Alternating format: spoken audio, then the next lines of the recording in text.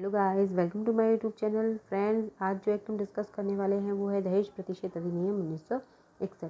Friends, आज जो हम क्वेश्चन डिस्कस करने वाले हैं वो एमपी एडीपीओ के एग्जाम में आपको बहुत सारी हेल्प करेंगे। तो आइए डिस्कस करते हैं। फ्रेंड्स, पहला क्वेश्चन है, निम्न में से कौन सा कथन गलत है। फ्रेंड्स, नेगेटिव क्वेश्चन भी पूछे जाते हैं और पॉजिटिव क्वेश्चन भी पूछे जाते हैं, तो इनकी भी आपको प्रैक्टिस होनी चाहिए। तो मैंने इसी तरीके के कुछ क्वेश्चन आज इसमें आपके साथ में डिस्कस करने वाली हूँ। तो पहला क्वेश्चन है, निम्न में से कौन सा कथन गलत है। दहेज प्रतिषेध अधिनियम 20 मई 1961 से लागू हुआ। A option. तो ये दहेज प्रतिषेध अधिनियम है जो 20 मई 1961 से लागू हुआ, ऑप्शन गलत है। दूसरा, धारा 4A 1984 में अंतर स्थापित की गई, तो ये भी ऑप्शन गलत है। तीसरा, दहेज के अंतर्गत कोई संपत्ति चाहे चल हो या अचल हो या मूल्यवान प्रतिभूति आती है। तो फ्रेंड्स, क्वेश्चन क्या पूछा गया है, इनमें से कौन सा कथन गलत है, निम्न में से कौन सा कथन गलत है। तो ए ऑप्शन गलत है और हमारा बी ऑप्शन गलत है। तो हमारा आंसर क्या हो जाएगा, ए ऑप्शन और बी ऑप्शन गलत है, यानी कि हमारा आंसर क्या होगा, फर्स्ट क्वेश्चन का आंसर होगा डी। इसके बाद क्वेश्चन नंबर सेकंड, निम्न में से कौन सा कार्य दंडनीय है। दहेज प्रतिषेध अधिनियम के अधीन की डाउरी एक्ट जो है उसमें जो ABC 3 ऑप्शन बताए गए, इनमें से कौन सा कार्य दंडनीय है। दहेज देना दंडनीय है, दहेज लेना दंडनीय है, दहेज की मांग करना दंडनीय है। तो फ्रेंड्स, दहेज देना भी दंडनीय है, दहेज लेना भी दंडनीय है, साथ ही साथ दहेज मांगना भी दंडनीय है। सेक्शन 3 में दहेज लेना और देना दोनों के लिए पनिशमेंट बताया गया है, और जो सेक्शन 4 है उसमें दहेज के मांगने के लिए पनिशमेंट बताया गया है। तो हमारा क्वेश्चन जो 2 है उसका आंसर हमारा हो जाएगा ई। इसके बाद क्वेश्चन नंबर 3, दहेज में शामिल नहीं है। नेगेटिव क्वेश्चन है कि क्या चीज़ें हैं जो दहेज में शामिल नहीं है। विवाह के पश्चात मूल्यवान प्रतिभूति देने का करार। तो अगर सेक्शन 2 को अगर आप ध्यान से पढ़ेंगे तो उसमें दिया है कि विवाह के पूर्व या पश्चात किसी भी समय, है ना, अगर आपने कोई भी करार भी किया है तो वो भी क्या दहेज में शामिल होगा। तो विवाह के पश्चात मूल्यवान प्रतिभूति देने का जो करार है वो दहेज है।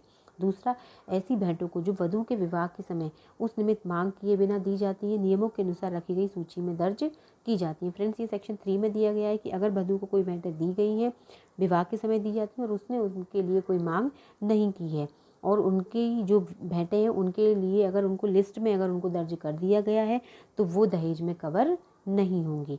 इसके बाद सी ऑप्शन है मेहर। तो सेक्शन 2 में बताया गया है कि दहेज जो है उसमें मेहर शामिल नहीं है, मतलब मेहर को दहेज नहीं माना गया है। तो क्वेश्चन क्या है, दहेज में शामिल नहीं है। तो क्या क्या शामिल नहीं है, हमारा ऑप्शन बी और सी। तो क्वेश्चन नंबर 3 है उसका आंसर हो जाएगा ई।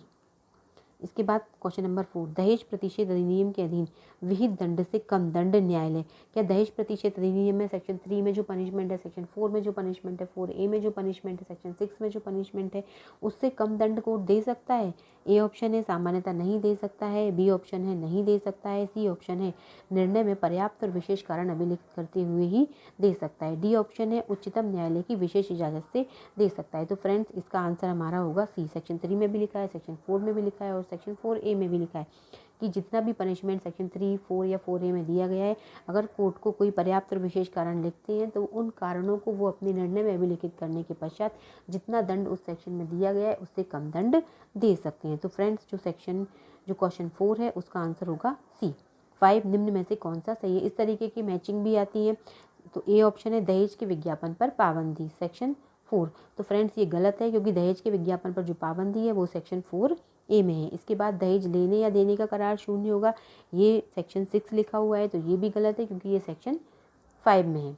इसके बाद दहेज प्रतिषेध अधिकारी, दहेज प्रतिषेध अधिकारी 8A लिखा हुआ है, तो 8A नहीं है। दहेज प्रतिषेध अधिकारी के बारे में जो सेक्शन है वो सेक्शन है 8।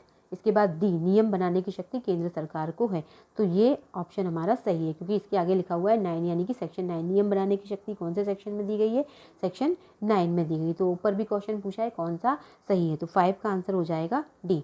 क्वेश्चन नंबर 6, इस अधिनियम के अधीन अपराधों के संज्ञान के संबंध में निम्नलिखित में से कौन सा सही नहीं है। फ्रेंड्स, ये क्वेश्चन जो पूछा गया है सेक्शन 7 से पूछा गया है कि अपराधों के संज्ञान के संबंध में दहेज प्रतिषेध अधिनियम जो है उसमें अपराधों के संज्ञान के संबंध में कौन सा कथन सही नहीं है। पहला ऑप्शन है महानगर मजिस्ट्रेट प्रथम वर्ग मजिस्ट्रेट से न्यायालय से अवर कोई न्यायालय इस अधिनियम के अधीन अपराध का विचारण करेगा। तो फ्रेंड्स, ये गलत है और क्वेश्चन मैं ये बोला है कि महानगर मजिस्ट्रेट या ऑप्शन में महानगर मजिस्ट्रेट या प्रथम वर्ग मजिस्ट्रेट से अवर कोई न्यायालय इस अधिनियम के अधीन अपराध का विचारण करेगा, अवर नहीं करेगा।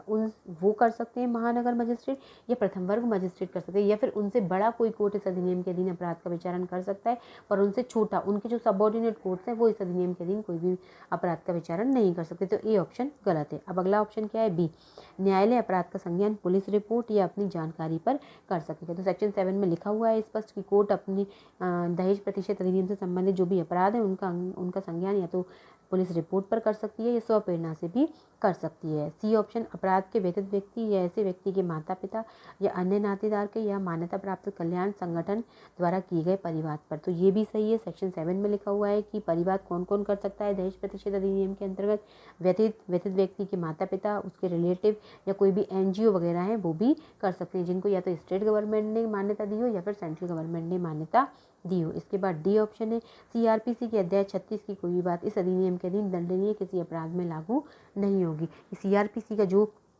अध्याय 36 है उसमें परिसीमा के बारे में बताया गया है कि कोई भी अपराध होगा उसके संबंध में लिमिटेशन कितनी होगी, तो उसके लिए जो दहेज प्रतिशत अधिनियम है वो वहाँ पर लागू नहीं होगा, क्योंकि दहेज प्रतिशत अधिनियम के लिए संज्ञान लेने के लिए कोर्ट के बारे में कोई भी लिमिटेशन लागू नहीं होगी। कभी भी कोर्ट दहेज से संबंधित मामलों का संज्ञान ले सकता है। जो क्वेश्चन नंबर 6 होगा तो फ्रेंड इसका आंसर होगा निम्न में से कौन सा सही नहीं है, तो ए ऑप्शन गलत है। तो आंसर क्या होगा, ए।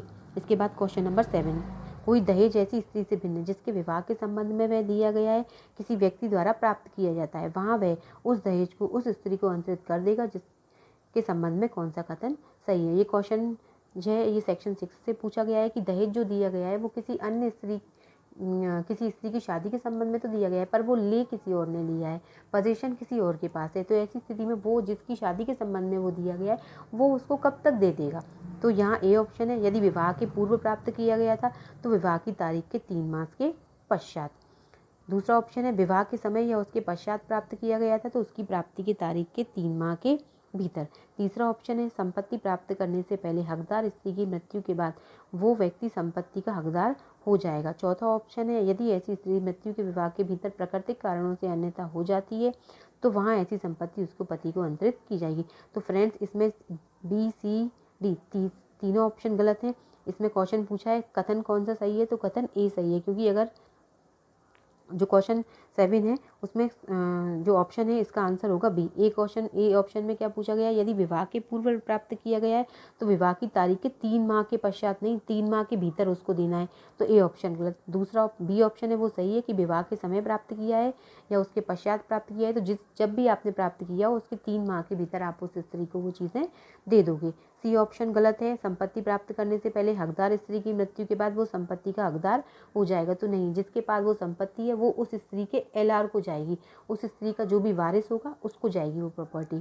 डी ऑप्शन, यदि ऐसी स्त्री की मृत्यु के विवाह के जो स्त्री है उसकी मृत्यु विवाह के भीतर प्राकृतिक कारणों से अन्यथा हो जाती है। थोड़ा सा ऑप्शन में मिस्टेक हो गई है कि स्त्री की जो मृत्यु है वो विवाह के समय प्राकृतिक कारणों से अन्यथा हो जाती है, मतलब उसकी अननेचुरल डेथ हो गई है, तो ऐसी स्थिति में उसकी संपत्ति उसके जो माता पिता हैं उसको या फिर उसके वारिसों को अंतरित की जाएगी, लेकिन पति को अंतरित नहीं की जाएगी। तो इसका जो 7 का जो आंसर होगा वो आंसर होगा बी, क्योंकि इसमें पूछा गया है कौन सा कथन सही है। इसके बाद क्वेश्चन नंबर 8, यदि रवि इस अधिनियम के प्रारंभ के पश्चात अपने पुत्र की शादी के एवज में वधु पक्ष से 2 लाख रुपए वधु पक्ष को दहेज 2 लाख रुपए देता है तो वह दंडनीय होगा।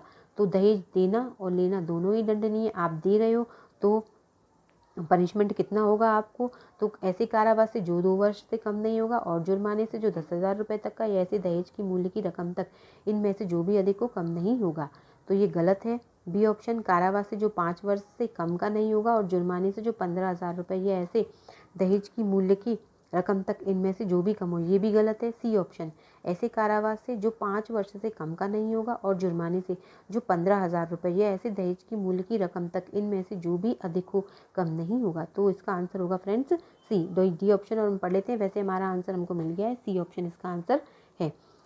कारावास से जो 2 वर्ष से कम का नहीं होगा और जुर्माने से जो 15,000 रुपये ऐसी दहेज की मूल्य की रकम तक का इनमें से जो भी अधिक हो, तो कारावास 5 वर्ष होगा, तो इसका आंसर क्या होगा, सी। इसके बाद क्वेश्चन नंबर 9, एक उद्योगपति ने एक विज्ञापन छपवाया कि जो कोई उसकी अंधी पुत्री से विवाह करेगा उसको उसकी संपत्ति का आधा भाग दिया जाएगा। क्या उसने कोई अपराध किया है? तो फ्रेंड्स ये क्वेश्चन पूछा गया है सेक्शन 4A से, तो इसका जो आंसर होगा वो आंसर होगा डी। उसने कौन से सेक्शन के अधीन अपराध किया है? दहेज प्रतिषेध अधिनियम धारा 4A के तहत अपराध किया है। इसके बाद क्वेश्चन नंबर 10, निम्न में से कौन सा कथन गलत है? निम्न में से कौन सा कथन है? दहेज प्रतिषेध अधिकारी की नियुक्ति केंद्र सरकार द्वारा की जाएगी। तो फ्रेंड्स ये ऑप्शन गलत है क्योंकि स्टेट गवर्नमेंट अपॉइंटमेंट करती है उसका। दूसरा, दहेज प्रतिषेध अधिकारी को अधिनियम के अधीन उसके कृत्यों के दक्ष पालन में सहायता एवं सलाह करने के प्रयोजनों के लिए सलाहकार बोर्ड नियुक्त केंद्र सरकार कर सकती है। फ्रेंड्स इसका जो बी ऑप्शन है वो भी गलत है क्योंकि वहाँ पर स्टेट गवर्नमेंट अपॉइंटमेंट करती है सलाहकार बोर्ड की। सी, दहेज प्रतिषेध वर वधु भेंट सूची नियम 2 अक्टूबर 1985 से प्रवृत्त हुए। जो दहेज प्रतिषेध वर वधु भेंट सूची एडीपीओ के हमारे सिलेबस में दी गई है, तो वो लागू कब से हुई है? 2 अक्टूबर 1985 से। क्वेश्चन में पूछा गया है कि निम्न में से कौन सा कथन गलत है? तो ए और बी गलत है, तो ऑप्शन के अकॉर्डिंग हमारा आंसर क्या हो जाएगा? डी। तो फ्रेंड्स आपको मेरा वीडियो पसंद आए तो उसको लाइक शेयर ज़रूर करें।